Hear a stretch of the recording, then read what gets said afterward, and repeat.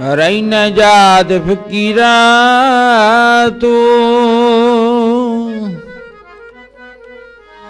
ਰਹਿਨ ਜਾਦ ਫਕੀਰਾ ਤੂੰ, ਮੇਰੇ ਦਿਲ ਵਿੱਚ ਵਾਸਾ ਤੇਰਾ।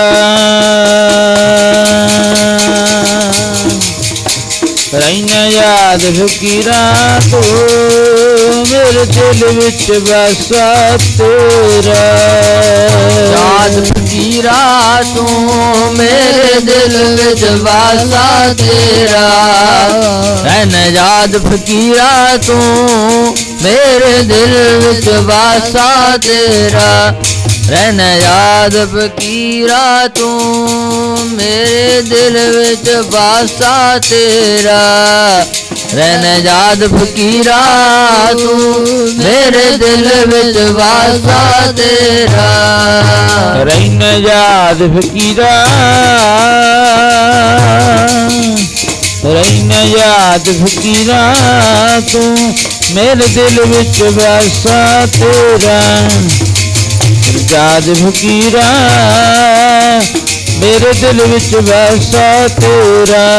ਰਹਿਨ ਯਾਦ ਫਕੀਰਾ ਤੂੰ, ਮੇਰੇ ਦਿਲ ਵਿੱਚ ਵਾਸਾ ਤੇਰਾ। ਰਹਿਨ ਯਾਦ ਫਕੀਰਾ ਤੂੰ, ਮੇਰੇ ਦਿਲ ਵਿੱਚ ਵਾਸਾ ਤੇਰਾ। ਰਹਿਨ ਯਾਦ ਫਕੀਰਾ ਤੂੰ, ਮੇਰੇ ਦਿਲ ਵਿੱਚ ਵਾਸਾ ਤੇਰਾ। ਰਹਿਨ ਯਾਦ ਫਕੀਰਾ ਤੂੰ, ਮੇਰੇ ਦਿਲ ਵਿੱਚ ਵਾਸਾ ਤੇਰਾ।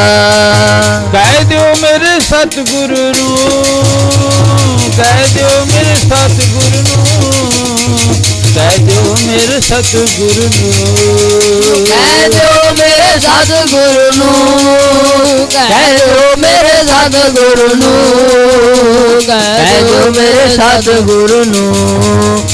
ਕਹਿ ਦਿਓ ਮੇਰੇ ਸਤਿਗੁਰੂ ਨੂੰ, ਕਹਿ ਦਿਓ ਮੇਰੇ ਸਤਿਗੁਰੂ ਨੂੰ, ਕਹਿ ਦਿਓ ਮੇਰੇ ਸਤਿਗੁਰੂ ਨੂੰ। ਕਹਿ ਦਿਓ ਮੇਰੇ ਸਤਿਗੁਰੂ ਨੂੰ, ਕਰਦਾ ਯਾਦ ਪਿਆਰਾ ਤੇਰਾ।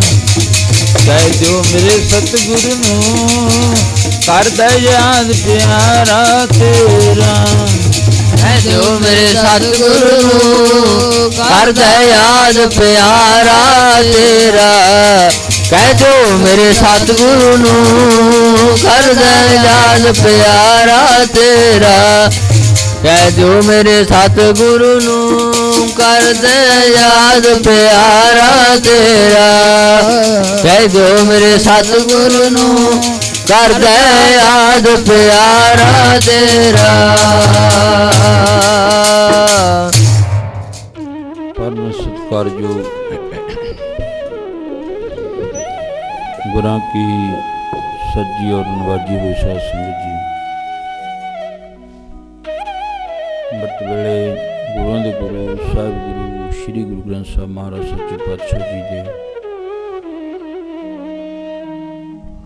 ਪਾਵਨ ਔਰ ਪਵਿੱਤਰ ਚਰਨਾਂ ਦੇ ਵਿੱਚ ਸਤਿਖੰਡ ਦਰਬਾਰ ਦੀਆਂ ਹਾਜ਼ਰੀਆਂ ਭਰਨ ਵਾਸਤੇ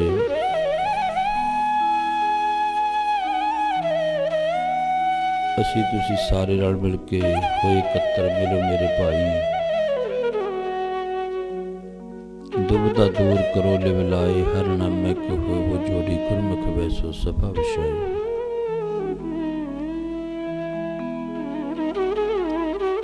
ਜਿਸ ਗੁਰੂ ਨੇ ਇਹ ਸਾਰਾ ਜੀਵਨ ਦਿੱਤਾ ਹੈ, ਉਸ ਗੁਰੂ ਦਾ ਸ਼ੁਕਰ ਕਰਨ ਵਾਸਤੇ, ਉਸ ਗੁਰੂ ਦਾ ਧੰਨਵਾਦ ਕਰਨ ਵਾਸਤੇ ਜਿਹੜੀਆਂ ਵੱਡਮੁੱਲੀਆਂ ਵਸਤੂਆਂ ਦਿੱਤੀਆਂ ਨੇ ਸੱਚੇ ਪਾਤਸ਼ਾਹ ਮਹਾਰਾਜ ਜੀ ਨੇ। ਜਿਹੜਾ ਇਹ ਕਹਿ ਲਓ ਵੀ ਇੱਕ ਪਾਸੇ ਦੁਨੀਆ ਦਾ ਧਨ ਰੱਖ ਦਿਓ, ਸਾਰੀ ਦੁਨੀਆ ਦਾ ਵਰਲਡ ਦਾ ਧਨ ਰੱਖ ਦਿਓ,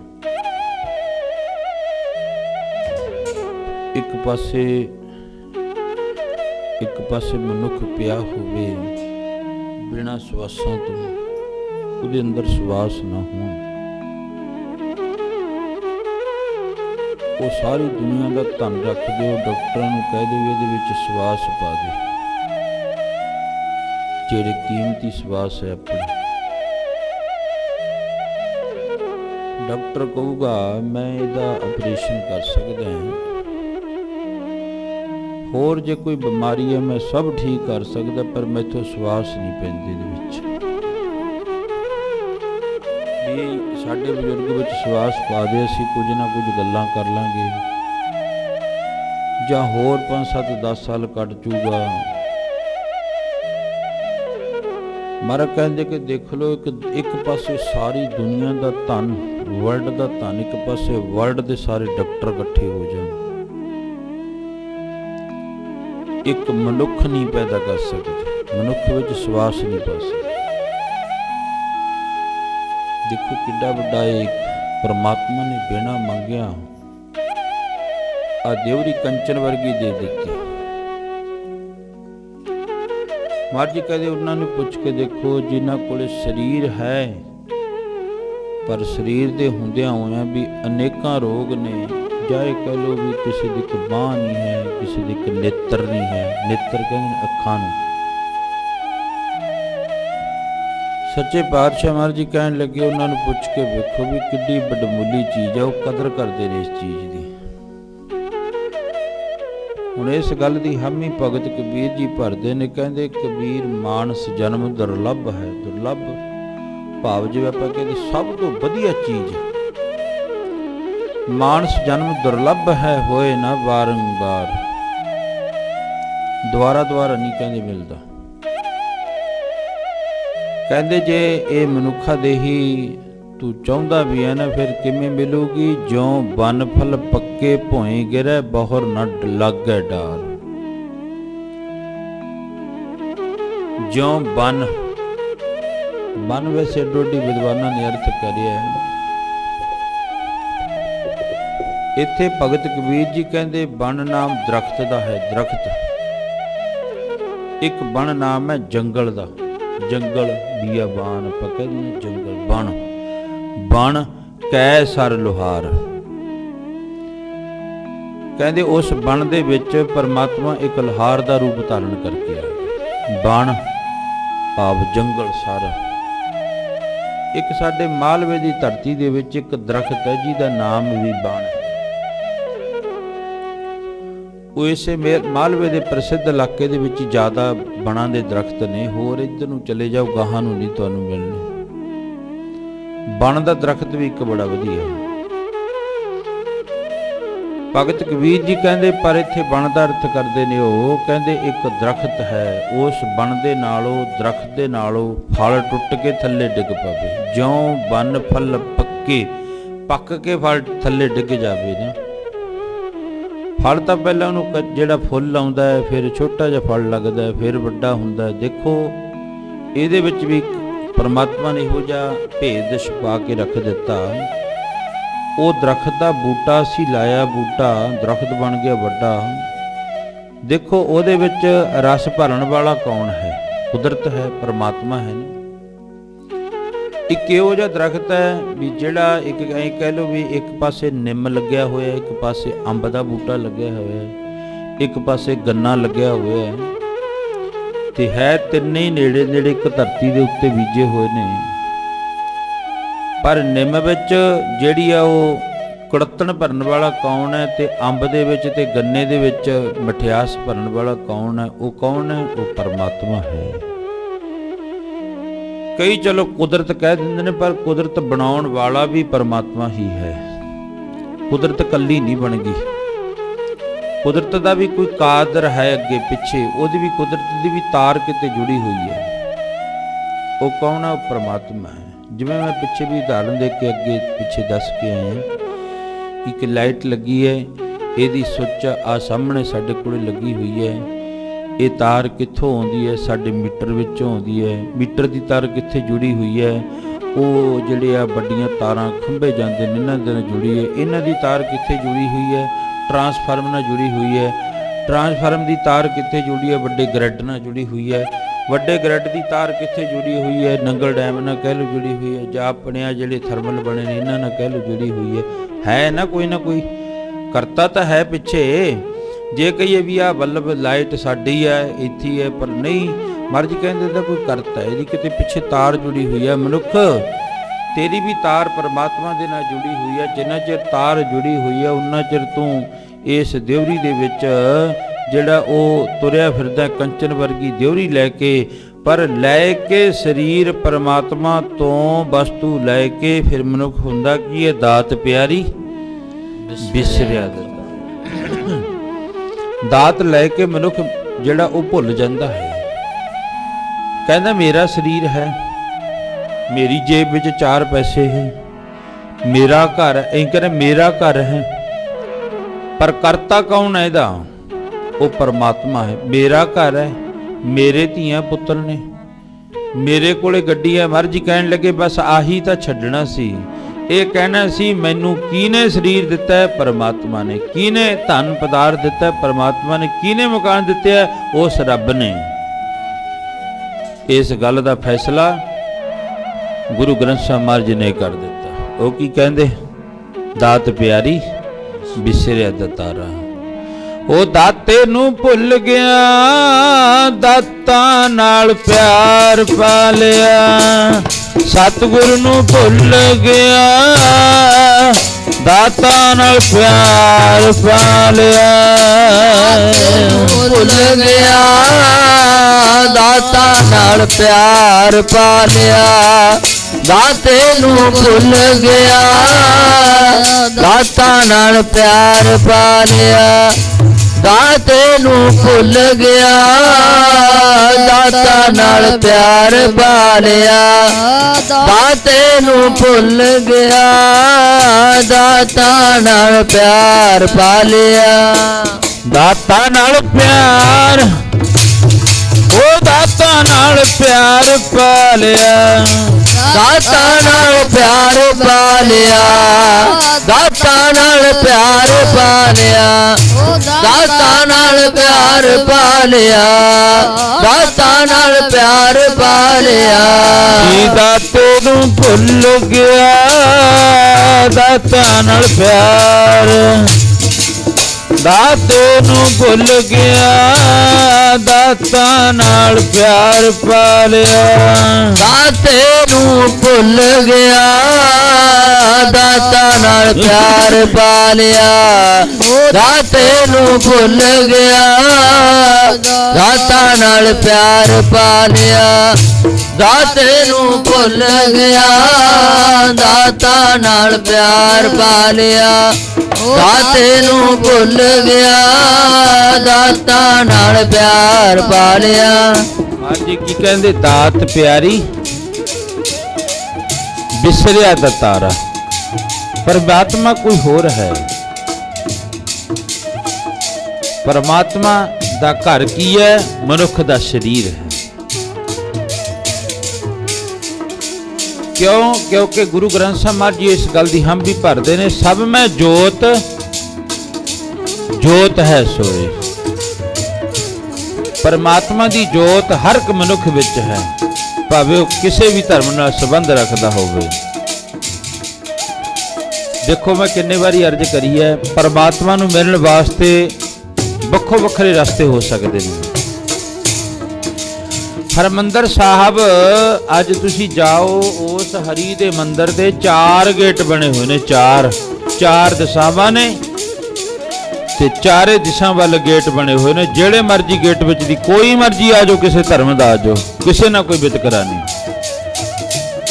ਇਹ ਵਿਤਕਰਾ ਸਾਡੇ ਲੋਕਾਂ ਨੇ ਪਾ ਦਿੱਤਾ, ਸਾਡਾ ਭੈਣ ਭਰਾਵਾਂ ਵਾਲਾ ਰਿਸ਼ਤਾ ਦੂਰ ਕਰ ਦਿੱਤਾ। ਧਰਮਾਂ ਦੇ ਨਾਂ ਤੇ ਵੰਡੀਆਂ ਪਾ ਲਈਆਂ, ਪਰ ਰੱਬ ਨੇ ਦਿਖਾ ਦਿਓ ਕਿਤੇ ਵੀ ਗੁਰੂ ਗ੍ਰੰਥ ਸਾਹਿਬ ਦੇ ਵਿੱਚ ਵੀ ਕਿਤੇ ਵੀ ਵੰਡੀ ਪਾ ਕੇ ਕਿਹਾ ਹੋ ਗਿਆ। ਗੁਰੂ ਗ੍ਰੰਥ ਸਾਹਿਬ ਜੀ ਕੀ ਕਹਿੰਦੇ ਨੇ? ਖੱਤਰੀ ਬ੍ਰਾਹਮਣ ਸੂਦ ਬੈਸ ਉਪਦੇਸ਼ ਚੌ ਵਰਨਾ ਕੋ ਸਾਂਝਾ। ਪਰਮਾਤਮਾ ਇੱਕ ਹੈ। ਹਾਂ ਇਹ ਹੈ ਵੀ ਕੋਈ ਇੱਧਰਲੇ ਰਸਤੇ ਆ ਜਾਂਦਾ ਹੈ, ਕੋਈ ਇੱਧਰਲੇ ਰਸਤੇ ਆ ਜਾਂਦਾ ਹੈ, ਕੋਈ ਆ ਜਿਹੜੀ ਸਿੱਧੀ ਗਲੀ ਆਉਂਦੀ ਹੈ ਏਜੰਸੀ ਤੋਂ, ਕੋਈ ਇਹ ਆ ਜਾਂਦਾ ਹੈ, ਕੋਈ ਇੱਧਰਲੇ ਪਾਸੇ ਪਿਛਲੇ ਪਾਸੇ ਦੀ ਗਲੀ ਉੱਧਰ ਦੀ ਆ ਜਾਂਦਾ ਹੈ, ਪਰ ਆਉਣਾ ਗੁਰਦੁਆਰੇ ਹੀ ਹੈ, ਜਾਣਾ ਪਰਮਾਤਮਾ ਕੋਲ ਹੀ ਹੈ।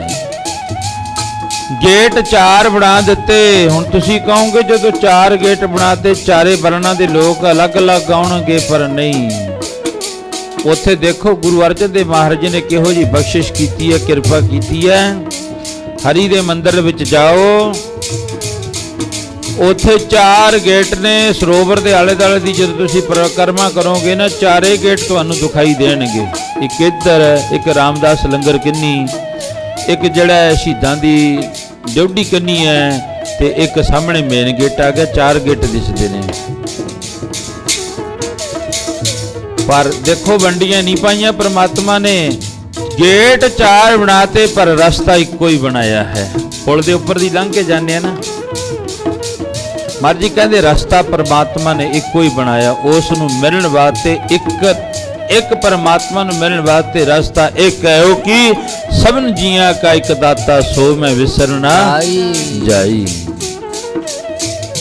ਮਹਾਰਾਜ ਕਹਿਣ ਲੱਗੇ ਜਿਹੜਾ ਨਾ ਇਹ ਇੱਕ ਪਰਮਾਤਮਾ ਦਾ ਘਰ ਐਸਾ ਹੈ ਪਰਮਾਤਮਾ ਦਾ ਘਰ। ਮਾਫ ਕਰਿਓ ਪਿਆਰੋ, ਗਿਲਾ ਨਾ ਮਨਾਇਓ, ਮੈਂ ਵਾਰਤਾ ਹੀ ਸਾਂਝੀ ਕਰਦਾ ਤੁਹਾਡੇ ਨਾਲ।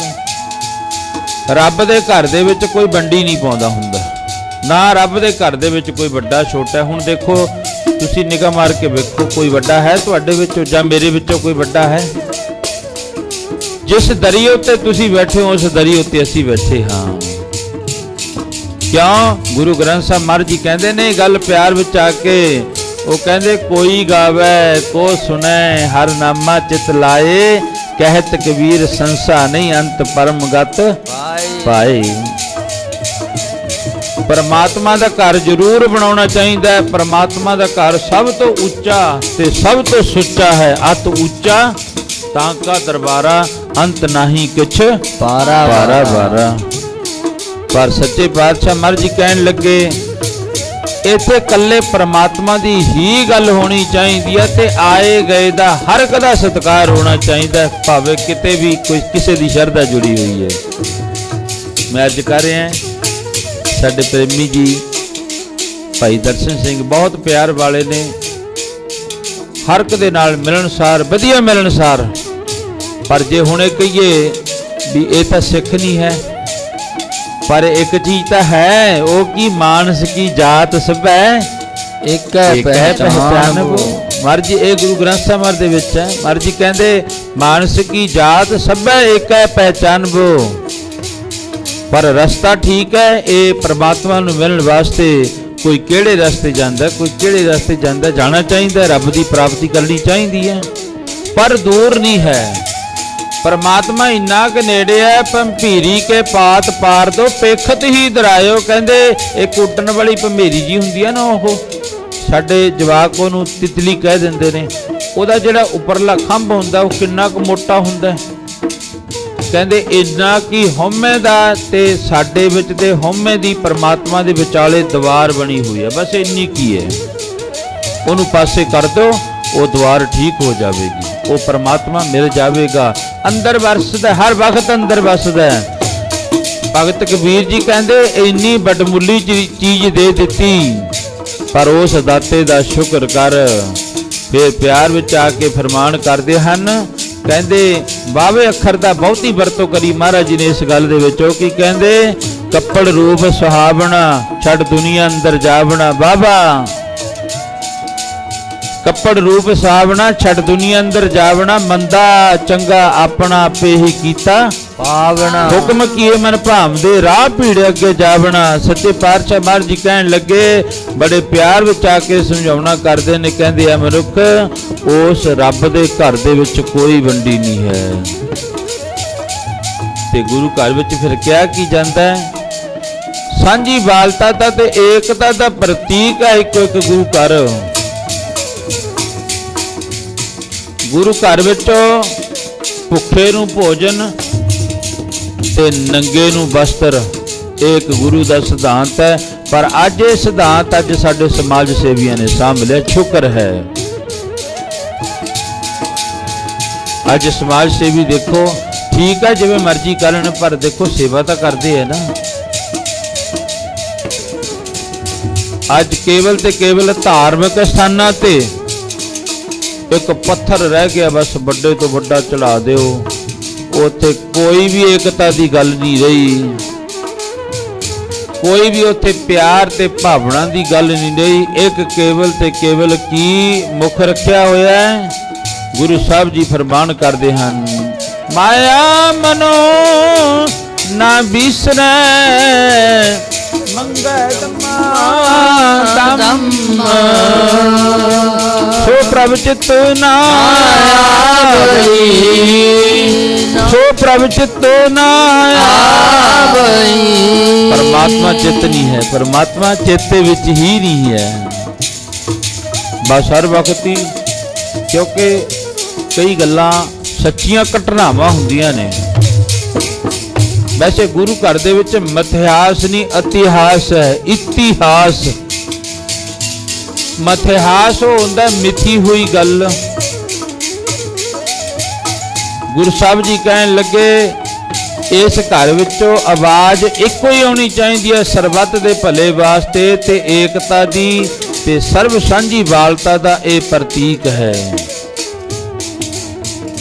किसी नगर विच गुरु घर बनया होया, चलो ये गल सांझी करनी चाहिए है, जरूरी है भी अज दा समा है।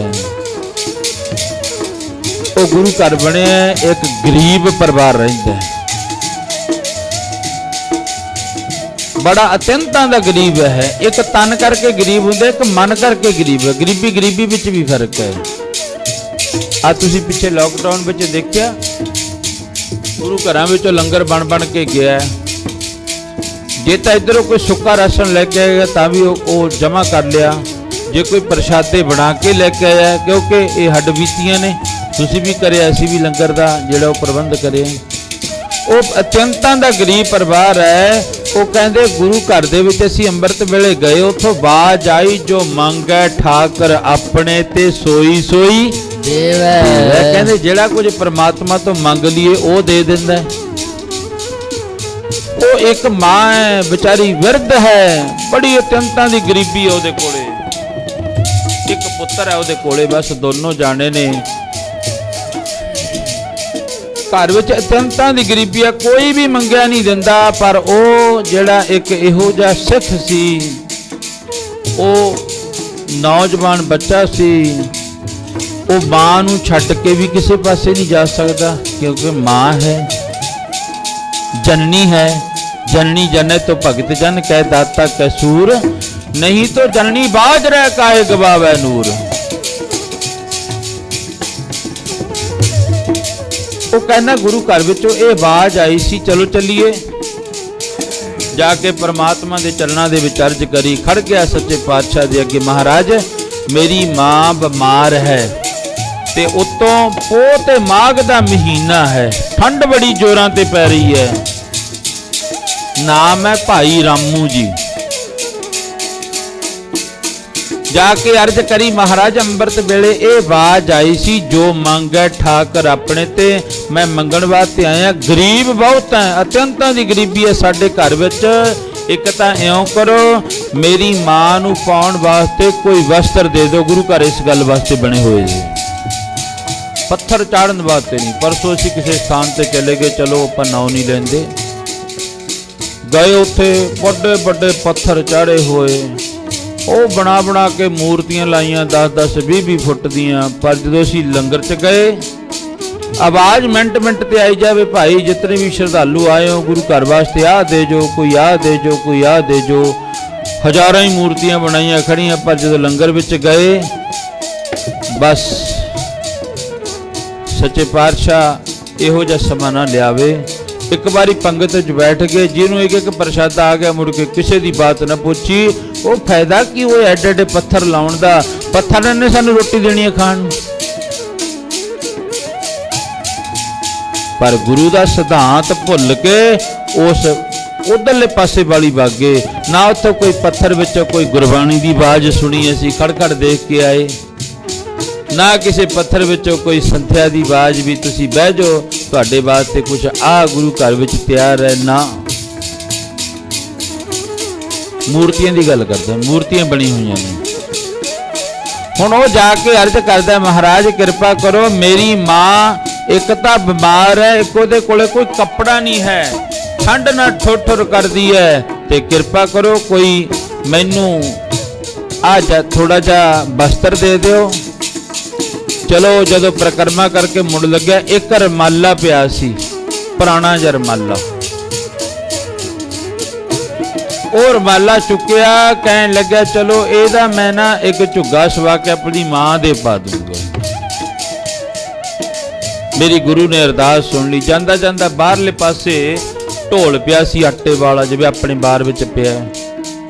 ਉਹ ਢੋਲ ਖੋਲਿਆ, ਇੱਕ ਲਿਫਾਫਾ ਚੁੱਕਿਆ, ਉਹਨੇ ਕਿਲੋ ਆਟਾ ਪਾ ਲਿਆ ਉਹਦੇ ਵਿੱਚ।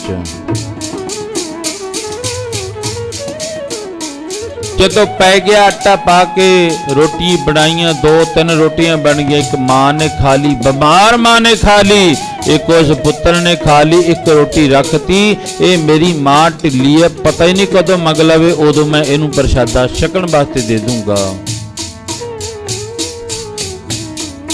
ਇਹ ਸਮਾਨ ਲਿਜਾਂਦੇ ਨੂੰ ਕਿਸੇ ਨੇ ਵੇਖ ਲਿਆ।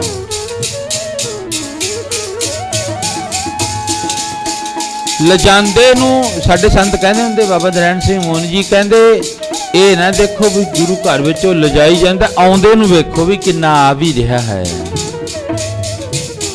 ਪਰ ਸੱਚੇ ਪਾਤਸ਼ਾਹ ਕਹਿਣ ਲੱਗੇ, ਸਾਡੀ ਦ੍ਰਿਸ਼ਟੀ ਇਹੋ ਜੀ ਬਣਾਤੀ ਰੱਬ ਨੇ, ਚੰਮ ਦੀ ਦ੍ਰਿਸ਼ਟੀ ਬਣਾਤੀ।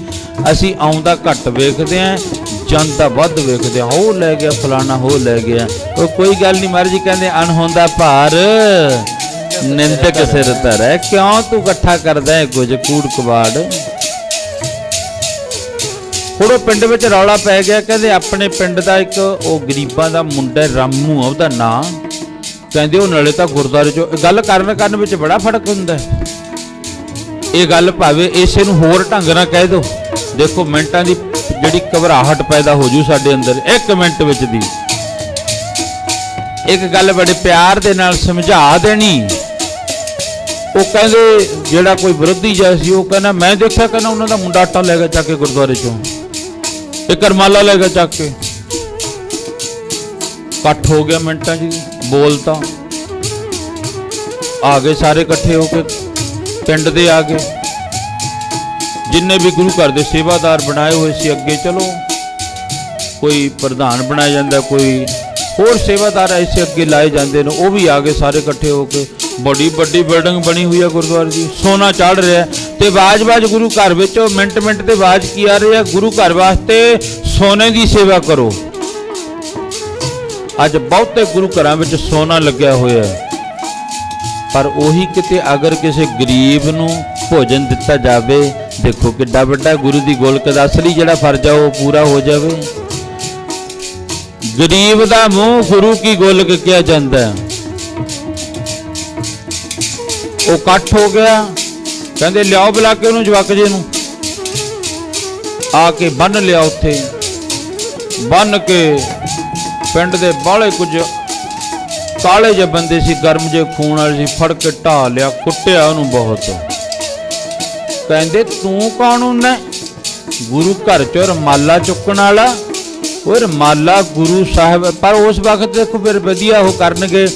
ਪਹਿਲਾਂ ਸਾਡੇ ਗੁਰਬਾਣੀ ਦੇ ਗੁਟਕੇ ਹੁੰਦੇ ਸੀ ਤੇ ਆਦਿ ਸ਼੍ਰੀ ਗੁਰੂ ਗ੍ਰੰਥ ਸਾਹਿਬ ਮਹਾਰਾਜ, ਮੈਂ ਖੁਦ ਵੇਖੇ ਨੇ ਬਈ, ਉਹ ਨਾ ਜਗ੍ਹਾ ਚਲੋ ਘੱਟ ਹੁੰਦੀ, ਮੈਂ ਖੁਦ ਆਪ ਵੇਖਿਆ ਉਦੋਂ ਅਲਮਾਰੀਆਂ ਦੇ ਵਿੱਚ ਮਹਾਰਾਜ ਸਰੂਪ ਹੁੰਦੇ ਸੀ।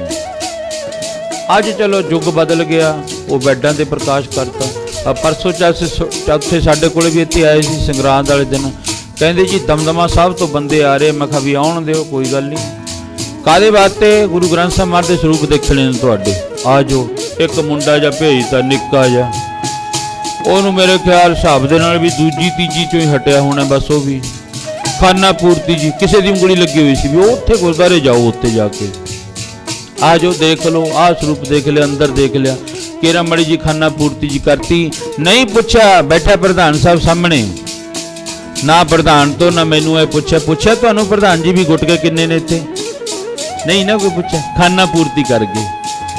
ਉਹ ਕਿਸੇ ਦੇ ਕਹਿਣ ਤੇ ਕਰਕੇ ਗਏ ਸੀ, ਮੈਨੂੰ ਸਭ ਪਤਾ ਉਸ ਗੱਲ ਦਾ ਵੀ ਇੱਥੇ ਗੁਟਕੇ ਕਿੰਨੇ। ਬਸ ਉਹਨੇ ਮਾਰੇ ਸਰੂਪ ਨੂੰ ਹੱਥ, ਆਪ ਤਾਂ ਲਾਏ ਹੀ ਨਹੀਂ, ਆਪ ਤਾਂ ਕਾਪੀ ਪੈਨ ਜਿਹਾ ਚੱਕ ਕੇ ਖੜਾ ਰਿਹਾ ਪਰੇ। ਕਿੰਨੇ ਸਰੂਪ ਨੇ? 4 ਨੇ ਸਾਡੇ ਕੋਲ। ਆਹ ਕਿੰਨੇ ਸੰਨ ਚ ਆਇਆ ਸੀ, ਆਹ ਕਿੰਨੇ ਸੰਨ ਚ ਆਇਆ ਸੀ? ਉਹ ਅੱਜ ਦੀ ਗੱਲ ਕਰੋ, ਬੇਅਦਬੀ ਤਾਂ ਅੱਜ ਹੋ ਰਹੀ ਹੈ। ਨਾ ਇਹ ਪੁੱਛਿਆ ਕਿੰਨੇ ਗੁਟਕੇ ਨੇ, ਤੁਹਾਡੇ ਕੋਲ ਕਿੰਨੇ ਗ੍ਰੰਥ ਨੇ, ਕਿੰਨੇ ਵਜੇ ਨਿਤਨੇਮ ਹੁੰਦਾ ਤੁਹਾਡੇ ਇੱਥੇ ਅੰਮ੍ਰਿਤ ਵੇਲੇ, ਕੋਈ ਕਥਾ ਕੀਰਤਨ ਹੁੰਦਾ, ਕੋਈ ਗੁਰਬਾਣੀ ਦੀ ਆਵਾਜ਼ ਜਾਂਦੀ ਹੈ, ਸ਼ਾਮ ਨੂੰ ਕੋਈ ਰਹਿ ਰਸ ਹੁੰਦੀ ਹੈ, ਕੋਈ ਲੰਗਰ ਲੱਗਦਾ? ਨਹੀਂ, ਬਸ ਆਪਦੀ ਖਾਨਾ ਪੂਰਤੀ। ਤਾਂ ਹੀ ਤਾਂ ਬੇੜਾ ਬੈਠਾ ਪਿਆ ਸਾਡੀ ਕੌਮ ਦਾ, ਇਸੇ ਕਰਕੇ ਬੈਠਾ ਪਿਆ ਨਾ। ਨਹੀਂ, ਕੁਛ ਨਹੀਂ ਪੁੱਛਿਆ। ਮੈਨੂੰ ਇਹ ਸੀ ਵੀ ਚਲੋ 5-4 ਬੰਦੇ ਆਉਣਗੇ, ਜਲ ਪਾਣੀ ਦੀ ਸੇਵਾ ਕਰਾਂਗੇ ਉਹਨਾਂ ਦੀ। ਨਹੀਂ, ਕੋਈ ਗੱਲ ਨਹੀਂ ਪੁੱਛੀ ਇਹਨਾਂ ਨੇ। ਤਾਂ ਹੀ ਤਾਂ ਸਿੱਖੀ ਅੱਜ ਨਿਗਰਦੀ ਜਾ ਰਹੀ ਹੈ, ਇਹੀ ਤਾਂ ਹੀ ਬੇੜਾ ਬੈਠਾ ਪਿਆ ਹੈ।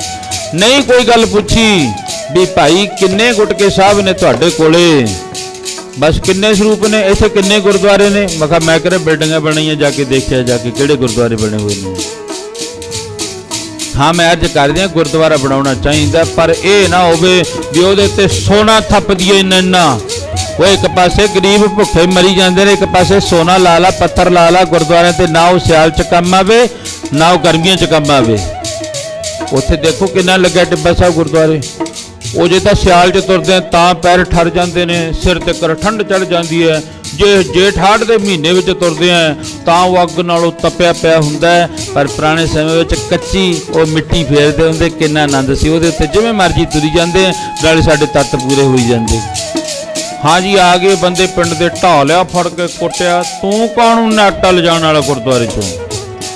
ਉਹ ਤੂੰ ਕੌਣ ਹੁੰਨਾ? ਗੁਰੂ ਘਰ ਮੱਲਾ ਚੁੱਕਣ ਵਾਸਤੇ ਮਾਰੀਆਂ 20-25 ਬੰਦੇ ਹੋਏ ਸੀ, ਇੱਕ ਮੁੱਕੀ ਸਾਰਿਆਂ ਨੇ ਮਾਰੀ, ਬੇਹੋਸ਼ ਕਰਕੇ ਸਿੱਟਤਾ ਉੱਥੇ।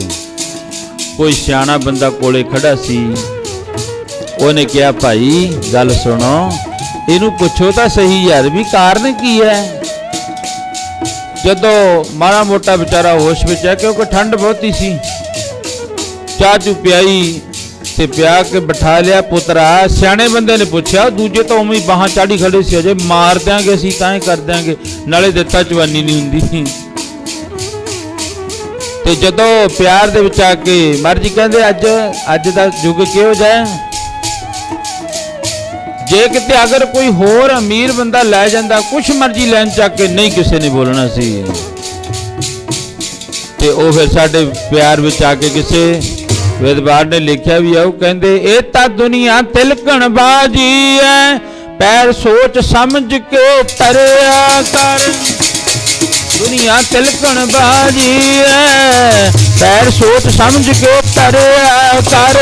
ਇਹ ਦੁਨੀਆ ਤਿਲਕਣ ਬਾਜੀ ਐ, ਪੈਰ ਸੋਚ ਸਮਝ ਕੇ ਤਰਿਆ ਕਰ। ਦੁਨੀਆ ਤਿਲਕਣ ਬਾਜੀ ਐ, ਪੈਰ ਸੋਚ ਸਮਝ ਕੇ ਤਰਿਆ ਕਰ।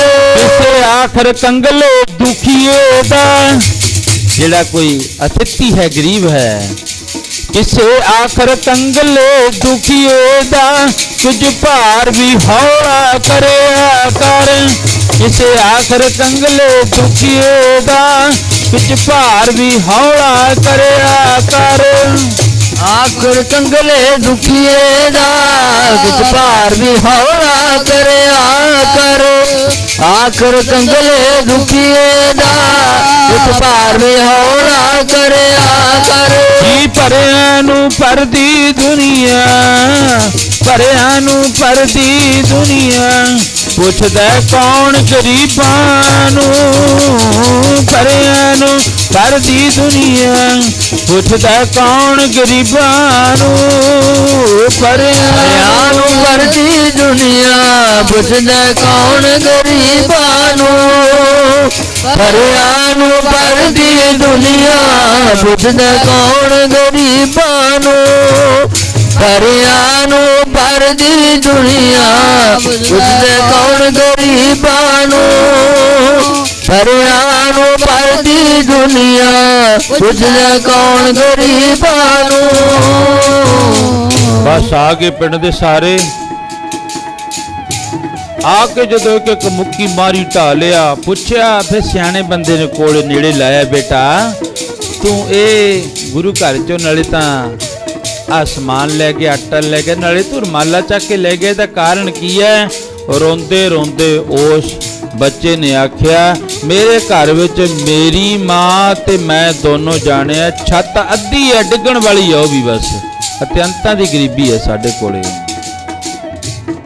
ਫਿਰ ਕਹਿੰਦੇ ਮੇਰੀ ਮਾਂ ਨੂੰ ਬਿਮਾਰ ਪਈ ਨੂੰ ਅੱਜ 1 ਮਹੀਨਾ ਹੋ ਗਿਆ, ਪੈਸਾ ਘਰ ਵਿੱਚ ਕੋਈ ਨਹੀਂ, ਜੇ ਕਿਸੇ ਤੋਂ ਮੰਗਦੇ ਆ ਕੋਈ ਦਿੰਦਾ ਨਹੀਂ ਹੈ। ਮੈਂ ਸੋਚਿਆ ਜਦੋਂ ਅੰਮ੍ਰਿਤ ਵੇਲਾ ਹੋਇਆ, ਗੁਰੂ ਘਰ ਵਿੱਚੋਂ ਇੱਕ ਆਵਾਜ਼ ਆ ਰਹੀ ਸੀ, ਗੁਰੂ ਘਰ ਦੇ ਵਿੱਚੋਂ ਗੁਰੂ ਅਰਜਨ ਦੇਵ ਮਹਾਰਾਜ ਜੀ ਬੋਲ ਰਹੇ ਸੀ, ਜੋ ਮੰਗੈ ਠਾਕਰ ਆਪਣੇ ਤੇ ਸੋਈ ਸੋਈ ਦੇਵੈ। ਪਹਿਲਾਂ ਮੈਂ ਆ ਕੇ ਬੇਨਤੀ ਕਰੀ ਸੇਵਾਦਾਰਾਂ ਨੂੰ, ਸਾਨੂੰ ਕੋਈ ਪ੍ਰਸ਼ਾਦੇ ਹੀ ਦੇ ਦਿਓ ਜਾਂ ਕੋਈ ਆਟਾ ਦੇ ਦਿਓ। ਜਵਾਬ ਦਿੱਤਾ। ਮੈਂ ਫਿਰ ਗੁਰੂ ਸਾਹਿਬ ਅੱਗੇ ਜਾ ਕੇ ਬੇਨਤੀ ਕਰੀ, ਮਹਾਰਾਜ ਤੁਸੀਂ ਅੰਮ੍ਰਿਤ ਵੇਲੇ ਇਹ ਗੱਲ ਕਹਿ ਰਹੇ ਸੀ, ਜੋ ਮੰਗੈ ਠਾਕਰ ਆਪਣੇ ਤੇ, ਮੈਂ ਤਾਂ ਤੁਹਾਥੋਂ ਹੀ ਮੰਗਣਾ, ਕਿਰਪਾ ਕਰੋ ਮੇਰੀ ਮਾਂ ਦੇ ਪਾਉਣ ਵਾਸਤੇ ਕੋਈ ਬਸਤਰ ਦੇ ਦਿਓ ਤੇ ਛਕਣ ਵਾਸਤੇ ਜਾਂ ਪ੍ਰਸ਼ਾਦਾ ਦੇ ਦਿਓ ਤੇ ਜਾਂ ਜਿਹੜਾ ਨਾ ਉਹ ਆਟਾ ਦੇ ਦਿਓ। ਤੇ ਮੈਂ ਜਦੋਂ ਰੁਮਾਲਾ ਚੱਕਿਆ ਮੈਨੂੰ ਕੁਛ ਹੀ ਨਹੀਂ ਕਿਹਾ ਗੁਰੂ ਸਾਹਿਬ ਨੇ। ਕਹਿੰਦੇ ਐ ਸਾਈਡ ਤੇ ਪਿਆ ਸੀ, ਉਹ ਵੀ ਮੈਲਾ ਜਿਹਾ ਸੀ, ਧੋਣ ਜਿਹਾ ਵਾਲਾ ਲੱਗਿਆ ਮੈਨੂੰ। ਕਹਿੰਦੇ ਮੈਂ ਕਿਹਾ ਚੱਲ ਆ ਪੁਰਾਣਾ ਜਿਹਾ ਇਹ ਲੈ ਜਾਂਦੇ ਆ। ਉਹ ਰੁਮਾਲਾ ਜਿਹੜਾ ਮੈਂ ਲੈ ਕੇ ਗਿਆ ਸੀ, ਮੇਰੀ ਮਾਂ ਨੂੰ ਮੈਂ ਝੁੱਗਾ ਸਵਾ ਕੇ ਉਹਦੇ ਗਲੇ ਵਿੱਚ ਪਾਤਾ, ਉਹਦੀ ਠੰਡ ਦੂਰ ਹੋ ਗਈ। ਫਿਰ ਜਿਹੜੇ ਖੜੇ, ਆਟਾ ਕਿਉਂ ਚੱਕਿਆ ਓਏ, ਤੂੰ ਕੌਣ ਨਾ ਆਟਾ ਚੱਕਣ ਵਾਲਾ? ਉਹ ਕਹਿੰਦਾ ਅੱਜ 7-8 ਦਿਨ ਹੋ ਗਏ ਸਾਨੂੰ ਰੋਟੀ ਨਹੀਂ ਨਸੀਬ ਹੋਈ। ਮੈਂ ਆਖਿਆ ਆਪਣੇ ਠਾਕਰ ਤੋਂ, ਆਪਣੇ ਪਰਮਾਤਮਾ ਤੋਂ ਹੁਣ ਮੈਂ ਮੰਗ ਹੀ ਲਿਆ ਤੇ ਹੁਣ ਥੋੜਾ ਜਿਹਾ ਆਟਾ ਵੀ ਲੈ ਜਾ। 3 ਪ੍ਰਸ਼ਾਦੇ ਬਣੇ ਸੀ, ਇੱਕ ਛਕ ਲੈ ਕੇ ਘਰ ਵਿੱਚ ਪਿਆ ਹੈ।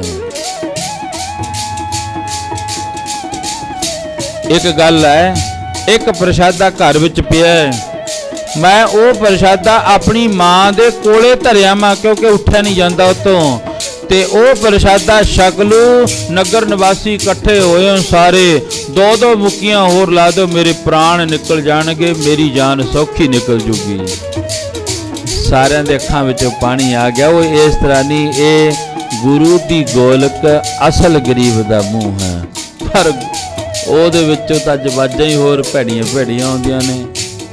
ਕੱਪੜੇ ਲਾਉਣ ਤੱਕਰ ਅਸੀਂ ਪਰਸੋਂ ਚੌਥੇ ਗਏ, ਸਾਰਾ ਪਰਿਵਾਰ ਹੀ, ਚਲੋ ਦਰਸ਼ਨ ਮੇਲਾ ਕਰ ਆਵਾਂਗੇ, ਨਾਲੇ ਗੁੱਡੀ ਲੈਣ ਗਏ ਸੀ ਅੱਗੇ, ਪਰ ਉੱਥੇ ਜਾ ਕੇ ਮਨ ਟੁੱਟ ਗਿਆ। ਉਹ ਐਡਾ ਐਡਾ ਪੱਥਰ ਚਾੜਿਆ, ਇਹਨਾਂ ਨੇ ਰੋਟੀ ਦੇਣੀ ਆ ਤੁਹਾਨੂੰ ਖਾਣ ਨੂੰ,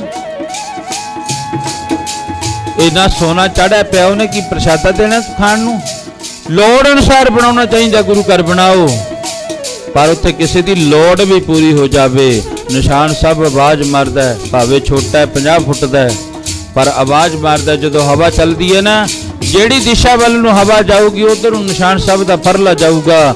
ਉਹ ਇੱਕ ਨਿਸ਼ਾਨ ਸਾਹਿਬ ਦੇ ਵਿੱਚੋਂ ਆਵਾਜ਼ ਆਉਂਦੀ ਉੱਪਰਲੇ ਫਲ ਨੇ, ਦੇਖੋ ਵੀ ਝੰਡਾ ਝੂਲਦਾ ਨਿਸ਼ਾਨ ਸਾਹਿਬ, ਗੁਰਦੁਆਰਾ ਹੋਊਗਾ ਜੀ ਇੱਥੇ ਬਸ, ਪਰ ਉਸ ਫਰਲੇ ਵਿੱਚੋਂ ਇੱਕ ਆਵਾਜ਼ ਆਉਂਦੀ ਹੈ, ਆਜੋ ਇੱਥੇ ਦੁੱਖ ਸੁਣਨ ਵਾਲਾ, ਤੁਹਾਡੇ ਦੁੱਖ ਸੁਣਨ ਵਾਲਾ ਕੋਈ ਬੈਠਾ। ਕੌਣ? ਗੁਰੂ, ਮਨੁੱਖ ਨਹੀਂ, ਗੁਰੂ ਤੁਹਾਡੇ ਦੁੱਖ ਸੁਣਨ ਵਾਲਾ ਬੈਠਾ ਹੈ। ਜਦੋਂ ਆਗੇ ਫਿਰ ਭਾਵੇਂ ਕੋਈ ਵੀ ਹੋਵੇ, ਕਿਸੇ ਵੀ ਉਹ ਜਾਤੀ ਬਰਾਦਰੀ ਦੇ ਨਾਲ, ਕਿਸੇ ਧਰਮ ਨਾਲ, ਉਹਨੂੰ ਕਹਿੰਦੇ ਬਹਿ ਜਾ ਇੱਥੇ ਇੱਕ ਦਰੀ ਦੇ ਉੱਤੇ ਬਹਿ ਜਾ। ਇਹ ਨਹੀਂ ਬਈ ਤੂੰ ਹੋਰ ਬਰਾਦਰੀ ਨੇ ਤੇਰੇ ਵਾਸਤੇ ਅੱਡ ਕੱਪੜਾ ਵਿਛਾ ਦਾਂਗੇ। ਮਹਾਰਾਜ ਕਹਿੰਦੇ ਨਹੀਂ, ਬਹਿ ਜਾ, ਹੁਣ ਹੋਣੀ ਹੈ ਅਰਦਾਸ, ਫਿਰ ਦੇਗ ਵਰਤਾਈ ਜਾਣੀ ਹੈ ਹਰ ਇੱਕ ਨੂੰ, ਸਾਰਿਆਂ ਨੂੰ ਇੱਕੋ ਜੀ ਕਰਕੇ। ਮਹਾਰਾਜ ਜੀ ਕਹਿਣ ਲੱਗੇ ਅੱਜ ਸਿੱਖ ਗੁਰੂ ਦੇ ਸਿਧਾਂਤਾਂ ਨੂੰ ਭੁੱਲ ਕੇ ਪੱਥਰਾਂ ਦੇ ਮਗਰ ਪੈ ਗਿਆ। ਲਾਓ, ਚੰਗੀ ਗੱਲ ਹੈ। ਬਾਬੇ ਕਾਰ ਸੇਵਾ ਵਾਲੇ ਸੀ ਬਾਬਾ ਤਾਰਾ ਸਿੰਘ ਜੀ, ਉਹਨਾਂ ਨੇ ਪੱਥਰ ਉਹ ਲਿਆ ਕੇ ਨਾ, ਹੀਰਾ ਸੀ, ਹੀਰਾ ਮਿਲ ਗਿਆ ਉਹਨਾਂ ਨੂੰ ਕਿਤੇ। ਕੀਰਤਪੁਰ ਸਾਹਿਬ ਦੀ ਧਰਤੀ ਦੀ ਸੇਵਾ ਚੱਲਦੀ ਸੀ, ਜਿੱਥੇ ਆਪਾਂ ਫੁੱਲ ਪਾ ਕੇ ਆਉਣਾ ਨਾ, ਉਸ ਦਰਬਾਰ ਦੇ ਵਿੱਚ ਹੀਰਾ ਮਿਲ ਗਿਆ। ਹੀਰੇ ਨੂੰ ਵੱਢ ਕੇ 2 ਟੁਕੜੇ ਕਰਕੇ ਉਹਨਾਂ ਨੇ ਉੱਪਰ ਲਾ ਦਿੱਤੇ। ਪਰ ਕਿਸੇ ਨੇ ਪੁੱਛਿਆ, ਬਾਬਾ ਹੀਰਾ ਇੰਨਾ ਮਹਿੰਗਾ ਜਰ ਉੱਪਰ ਲਾਤਾ ਤੈਂ, ਤੇ ਇਹੀ ਕਿਸੇ ਹੋਰ ਕੰਮ ਆ ਜਾਂਦਾ। ਇੱਕ ਦੀ ਇਹ ਸੋਚਣੀ ਹੈ, ਇੱਕ ਦੀ ਇਹ ਸੋਚਣੀ ਹੈ ਵੀ ਕੋਈ ਭੁੱਖਾ ਨਾ ਬਾਹਰ ਵਿੱਚੋਂ ਜਾਵੇ, ਉਹਨੂੰ ਪ੍ਰਸ਼ਾਦਾ ਮਿਲੇ, ਉਹਦਾ ਜੀਵਨ ਜਿਹੜਾ ਉਹ ਸਫਲ ਹੋ ਜਾਵੇ। ਕਰਕੇ ਸਤਿਗੁਰੂ ਜੀ ਕਿਰਪਾ ਕਰਨ ਭਾਈ, ਬਸ ਇਹੀ ਸਮਝਣਾ ਵੀ ਕਿਸੇ ਗਰੀਬ ਅਥਿਤੀ ਨੂੰ, ਜਿਹੜਾ ਅਤਿਅੰਤਾਂ ਦਾ ਗਰੀਬ ਆ, ਉਹਦੇ ਢਿੱਡ ਵਿੱਚ ਭੋਜਨ ਪਾ ਦਿਓ, ਸਮਝ ਲਓ ਇੱਕ ਅਖੰਡ ਪਾਠ ਹੋ ਗਿਆ, ਗੁਰੂ ਖੁਸ਼ ਹੋ ਗਿਆ। ਕਿਸੇ ਗਰੀਬ ਦੇ ਸਮੇਂ ਅਨੁਸਾਰ ਕੋਈ ਜੋੜੇ ਪਾ ਦਿਓ, ਜਿੰਨੀ ਕੁ ਤੁਹਾਡੀ ਹੈਸੀਅਤ ਹੈ। ਜੇ ਤੁਹਾਡੇ ਕੋਲ 4 ਪੈਸੇ ਵੱਧ ਨੇ, ਵਧੀਆ ਬੂਟ ਪਾ ਦਿਓ। ਜੇ ਪੈਸੇ 4 ਘੱਟ ਨੇ, ਕੋਈ 150 ਦੀ ਉਹਦੇ ਬੂਟ ਚੱਪਲ ਪਾ ਦਿਓ। ਸਮਝ ਲਓ ਗੁਰੂ ਘਰ ਵਿੱਚ ਤੁਹਾਡਾ ਇਹ ਦਿੱਤਾ ਹੋਇਆ ਦਾਨ ਪ੍ਰਵਾਨ ਹੋ ਗਿਆ ਹੈ। ਕਰਕੇ ਮਹਾਰਾਜ ਜੀ ਕਹਿਣ ਲੱਗੇ, ਜੇ ਇਸ ਮਨੁੱਖ ਸਮਝਦਾ ਨਹੀਂ, ਇਹ ਕਹਿੰਦਾ ਦਾਤ ਪਿਆਰੀ, ਵਿਸਰਿਆ ਦਾ ਤਾਰਾ, ਆਪਾਂ ਨੇ ਕੀ ਲੈਣਾ ਹੈ? ਆਪਾਂ ਆਪਣਾ ਢਿੱਡ ਭਰੋ, ਦੂਜਾ ਮਰੇ ਚਾਹੇ ਜੀਵੇ, ਜਿਵੇਂ ਮਰਜ਼ੀ ਹੋਵੇ। ਪਰ ਨਹੀਂ, ਸਤਿਗੁਰੂ ਜੀ ਦੇ ਚਰਨਾਂ ਦੀਆਂ ਅੰਮ੍ਰਿਤ ਵੇਲੇ ਦੀਆਂ ਹਾਜ਼ਰੀਆਂ ਭਰ ਕੇ ਆਪਣਾ ਜੀਵਨ ਜਿੰਨੀਆਂ ਵੀ ਸੰਗਤਾਂ ਸਫਲਾ ਬਣਾਉਂਦੀਆਂ ਨੇ, ਮਹਾਰਾਜ ਕਿਰਪਾ ਕਰੇ, ਸਾਰਿਆਂ ਦੇ ਸਿਰ ਤੇ ਮਿਹਰ ਭਰਿਆ ਹੱਥ ਰੱਖੇ। ਜੋ ਵੀ ਸੰਗਤਾਂ ਅੰਮ੍ਰਿਤ ਵੇਲੇ ਹਾਜ਼ਰੀਆਂ ਭਰਦੀਆਂ ਨੇ, ਇਸੇ ਤਰ੍ਹਾਂ ਗੁਰੂ ਦੇ ਚਰਨਾਂ ਵਿੱਚ ਆ ਕੇ ਇੱਕ ਸ਼ੁਕਰ ਕਰਿਆ ਕਰੋ, ਮਹਾਰਾਜ ਉਹ ਤਾਂ ਦਿਉਰੀ ਦੇ ਦਿੱਤੀ ਤੇ ਕੀਮਤੀ ਸਵਾਸ ਦਿੱਤੇ, ਤੇ ਇਹ ਕੀਮਤੀ ਸਵਾਸ ਕਿਤੋਂ ਹੋਰ ਨਹੀਂ ਮਿਲਦੇ। ਜਦੋਂ ਸਵਾਸ ਮੁੱਕ ਗਏ ਫਿਰ ਤਾਂ ਇੱਕੋ ਹੀ ਮਿਲੂਗਾ, 9 ਮਣ ਲੱਕੜਾਂ ਤੇ ਇੱਕ ਚਿੱਟਾ ਜਿਹਾ ਕੱਪੜਾ ਪਾ ਦੇਣਗੇ ਉੱਤੇ, ਬਸ ਇਹਦੇ ਨਾਲ ਵੱਧ ਕੇ ਕੁਝ ਨਹੀਂ ਮਿਲਦਾ। ਇਸ ਕਰਕੇ ਸਿੱਖੀ ਦਾ ਪ੍ਰਚਾਰ ਹੈ, ਸਿਧਾਂਤ ਹੈ। ਜੋ ਸਿਧਾਂਤ ਦੀ ਗੱਲ ਅੰਮ੍ਰਿਤ ਵੇਲੇ ਗੁਰੂ ਘਰ ਦੇ ਵਿੱਚ ਆਵੇ, ਫਿਰ ਗੁਰੂ ਘਰ ਬਣਾਇਆ ਵੀ ਸਫਲਾ ਹੈ। ਸਤਿਗੁਰੂ ਜੀ ਸਾਰਿਆਂ ਦੇ ਸਿਰ ਤੇ ਮਿਹਰ ਭਰਿਆ ਹੱਥ ਰੱਖਣ। ਆਨੰਦ ਪਾਇਆ ਮੇਰੀ ਮਾਂ।